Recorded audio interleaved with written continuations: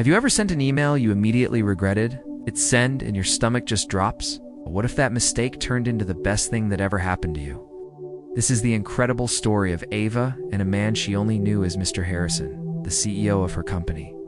It all started with a simple, yet catastrophic typo. Ava was having one of those days, you know the kind. Everything that could go wrong did.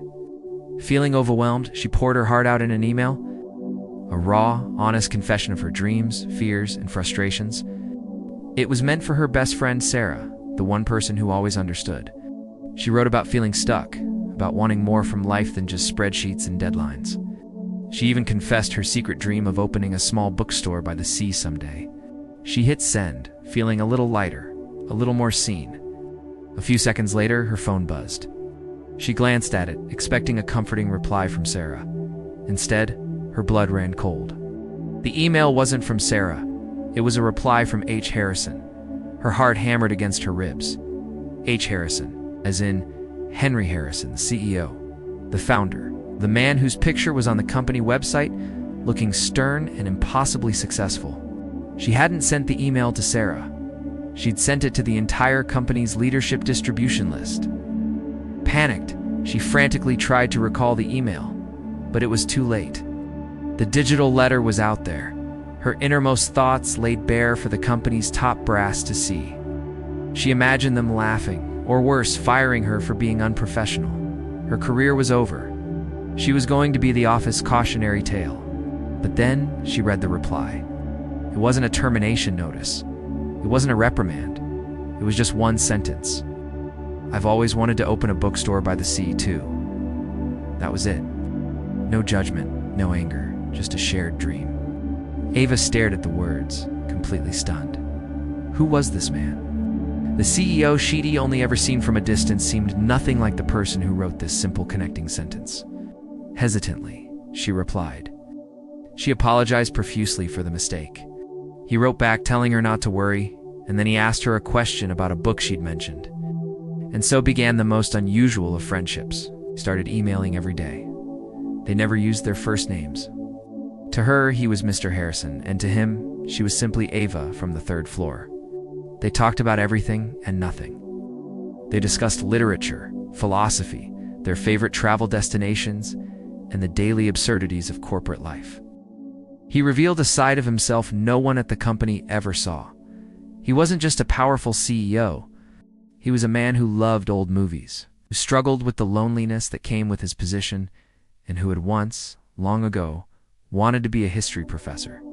Ava, in turn, opened up in a way she never had before. She felt safe with this anonymous pen pal. His emails were the highlight of her day. He challenged her ideas, made her laugh, and most importantly, he listened. They saw her not just as an employee, but as a person with a rich inner world. She was falling for the man behind the emails, a man she'd never even spoken to in person. The weeks turned into months. Their email chain became a novel of its own, a private world built of words and shared vulnerability. They were living a double life. In the office, Ava would occasionally see Mr. Harrison in the hallway. He would walk by looking every bit the powerful executive, and her heart would do a little flip. Did he know it was her? Did he ever look at her and wonder? She was just one of hundreds of employees. There was no way he could know. This anonymity was both a comfort and a source of constant low-level anxiety. What if they finally met? What if the reality couldn't live up to the fantasy they had built? Then came the announcement, a mandatory all-hands company retreat. Everyone had to attend, from the interns to the CEO. Ava's stomach twisted into knots. The retreat was designed for team building and interdepartmental mingling. There would be no hiding behind a computer screen. She would have to face him. The idea was terrifying. What would she even say? Hi, I'm the one who's been sending you emotionally vulnerable emails for the past 3 months. The day of the retreat arrived.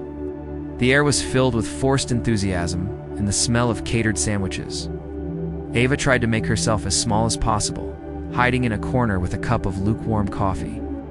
She scanned the crowd, her eyes searching for him, and then she saw him. He was standing by the window, looking out, separate from the chattering groups. Looked exactly like his pictures, but also different. Less intimidating, more thoughtful, maybe even a little lonely. As if sensing her gaze, he turned. Their eyes met across the room. For a split second, the world seemed to slow down. There was a flicker of recognition in his eyes, a small, almost imperceptible smile that played on his lips. He started walking towards her. With every step he took, Ava's heart beat faster. This was it. The moment of truth. He stopped in front of her. "Ava," said, his voice softer than she'd imagined. She could only nod, her own voice caught in her throat. "It's nice to finally put a face to the name," he continued, his smile widening. "Henry," he extended his hand.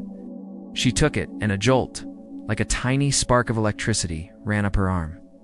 It was real. He was real. "Henry," she repeated, finally finding her voice.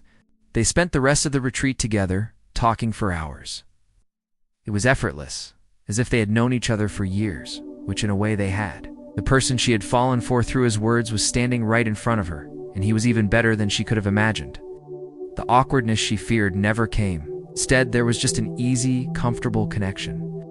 Standing there, she realized that the email she thought was a career-ending disaster was actually a love letter sent to exactly the right address.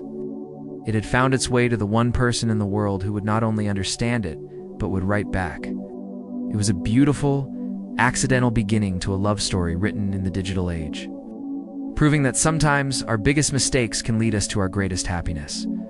So next time you send an email you regret, just pause. You never know, it might just be fate disguised as a typo. Thanks for watching. If you enjoyed this story, don't forget to like, subscribe, and hit that notification bell so you don't miss our next video. See you next time.